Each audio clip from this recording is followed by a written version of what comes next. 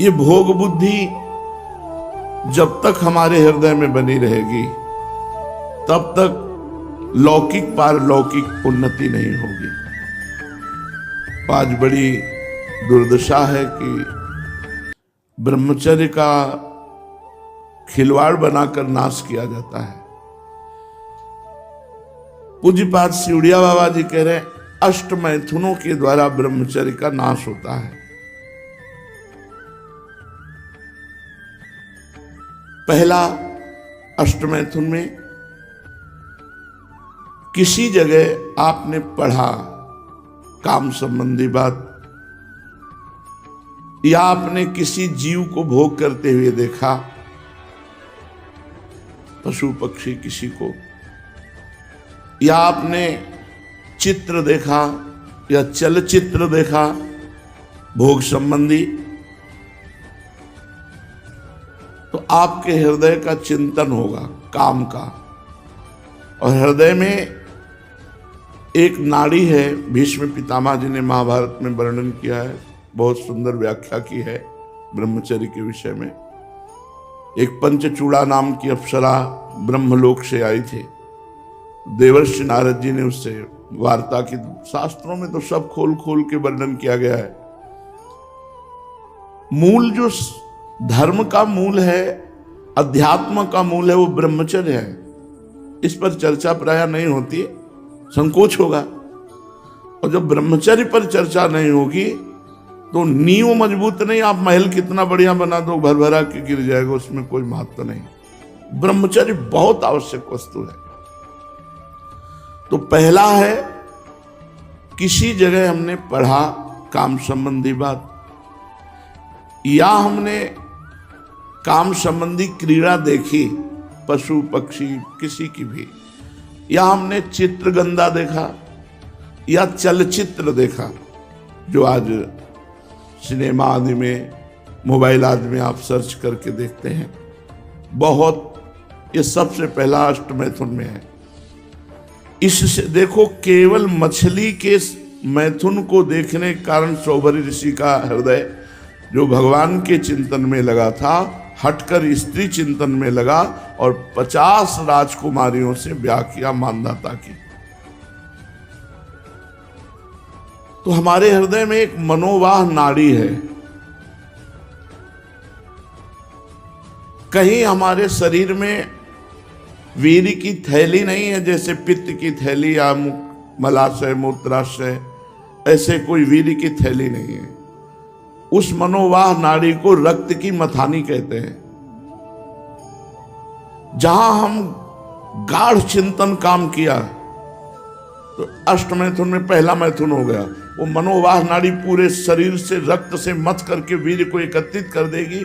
अब वो शौच के समय, जहां शौच में ताकत लगाए तहां वो निकल जाएगा, या स्वप्न के समय, रात्रि में सोते समय निकल जाएगा। बहुत इस सुनने लायक बात है, इसको यह न समझा जाए कि संसारिक बात। इसी में आज हमारी पीढ़ी नष्ट हो रही है। तो उपासक को अष्टमैथुन में पहले मैथुन का त्याग करे। ना कोई ऐसी किताब पढ़े जिसमें काम संबंधी बातें लिखी हो, ना किसी जीव को मैथुन करते हुए देखे, ना कोई चित्र ऐसा गद्दा देखे, और ना उसका चिंतन बनने पावे। चिंतन बना तो हो गया, पहला मैथुन हो गया, उसी से आप पतित हो जाएंगे।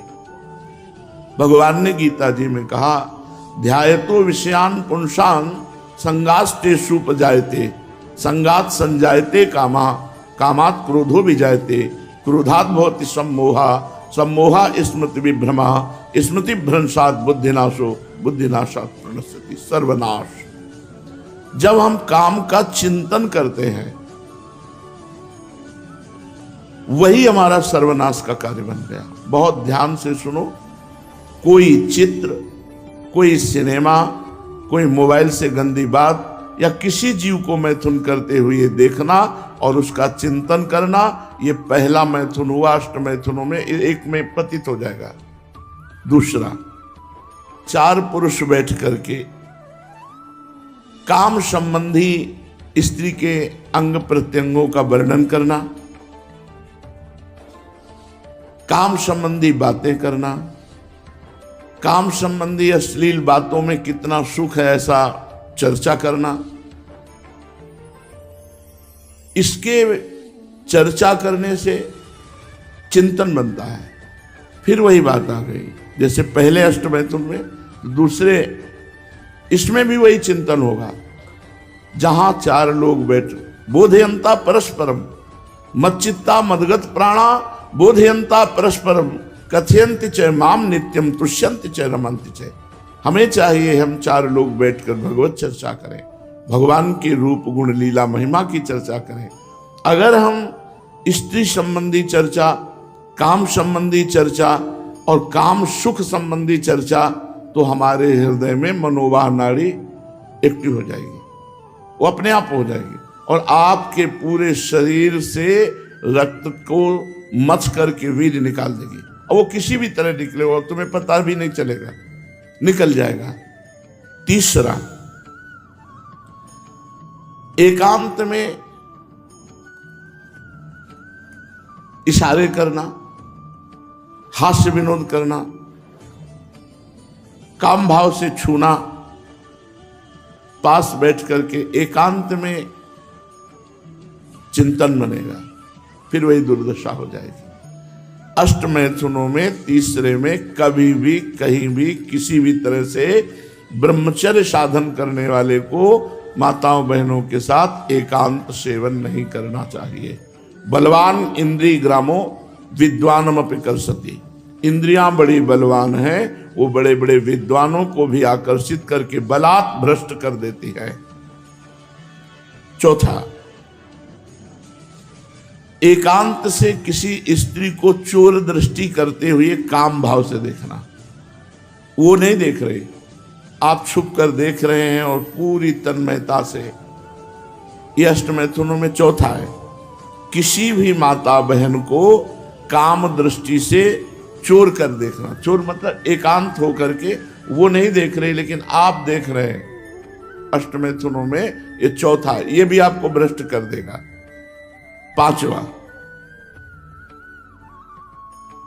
मुस्कुराहट, हाव भाव, कटाक्ष, वार्ता, ये काम संबंधी करना। मुस्कुरा दिया परस्पर, कटाक्ष कर दिया, हाव भाव कर दिए, अब मिलो या ना मिलो वो आपका चिंतन बनेगा, चिंतन आपका सर्वनाश कर देगा। छठवां, श्रृंगारिक, शरीर को सजाना। जब हम शरीर को श्रृंगारित करते हैं तो हमारे अंदर रजोगुण आता है और रजोगुण काम उत्पन्न करता है। रजोगुण से ही काम का प्रादुर्भाव होता है। शरीर की सजावट नहीं होनी चाहिए, ब्रह्मचारी को शरीर से उपेक्षा रखनी चाहिए।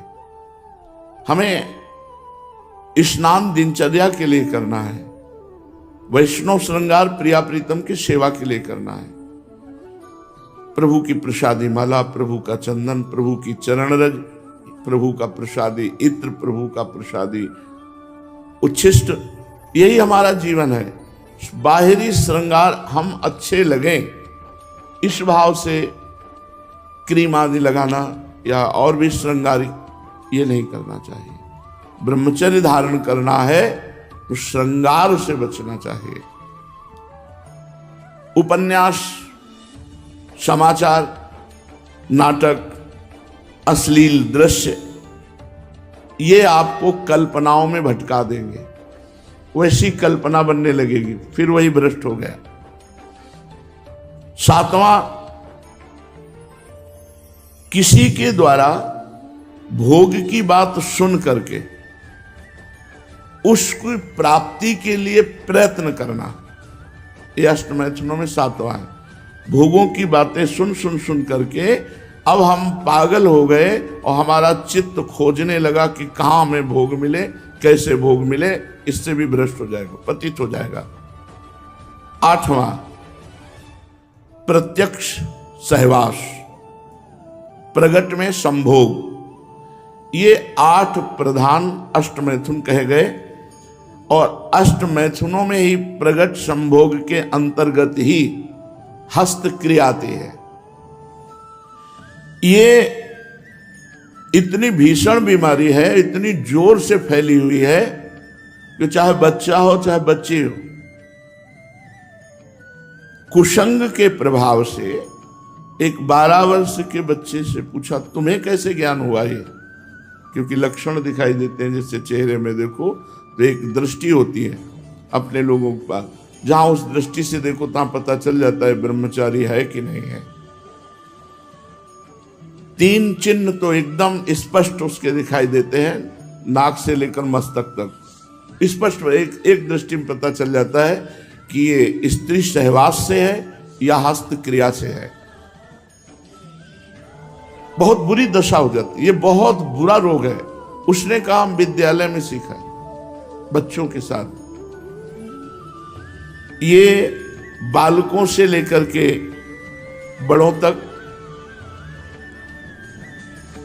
इससे ज्यादा खतरनाक प्लेग या हैजा, ये बीमारियां इतनी खतरनाक नहीं, इनके लिए औषधि, लेकिन हस्त क्रिया के लिए कोई औषधि नहीं। ये ऐसी बीमारी है, ऐसी अभ्यास वृत्ति है, पूछो मत, बहुत सर्वनाश बड़े बड़ों का कर देती है ये।